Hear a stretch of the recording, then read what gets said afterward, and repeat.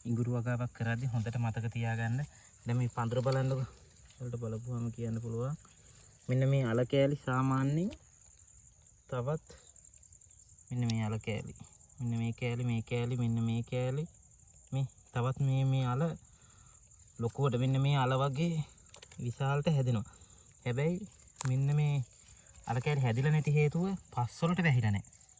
ඉතින් අනිවාර්යෙන් මතක තියාගන්න අල මෙන්න මේ වගේ මතු වෙනවා නම් මේ අනිවාර්යෙන්ම අල මතු වෙන්න කලින් ඔයාලට පේනවා සාමාන්‍ය වගාවේ නිතර ඇවිදලා බලන්න නිතරම ඔයාලා වගාවක් කරනවනේ මෙන්න මේ වගේ අල උඩට මතු වෙලා නිකන් තියෙන දෙන්න බා මේක පස්සලින් වහන්න මේ අල මම හිතන විදිහට මේ මතු වෙලා මාසයක් විතර වෙනවා ඒකයි මේ විදිහට කොල්ල තද්ද කොළ පාටි මේ විදිහට තියෙන්නේ දැන් මේකට පස් දැම්මට මේක නැවත හපව මේ අනිත් අල වගේ විශාල කරලා ගන්න බෑ ඒක නිසා හොඳට මතක තියාගන්න මේක හොඳ ඉඟුරු පඳුරක් හැබැයි මේකේ ගන්න පුළුවන් අස්සෙන්නේ 175ක් විතර ගන්න පුළුවන් මොකද මේ ගොඩාක් අල තියෙන්නේ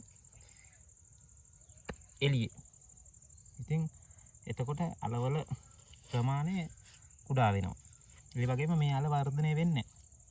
ඉතින් ඔයාලගේ ඉඟුරු වගාවක් තියෙනවනම් මතක ඇතුව අල හොඳට වර්ධනය කරගන්න නිතරම මේ අල පස්සලින් වහලා තියාගන්න.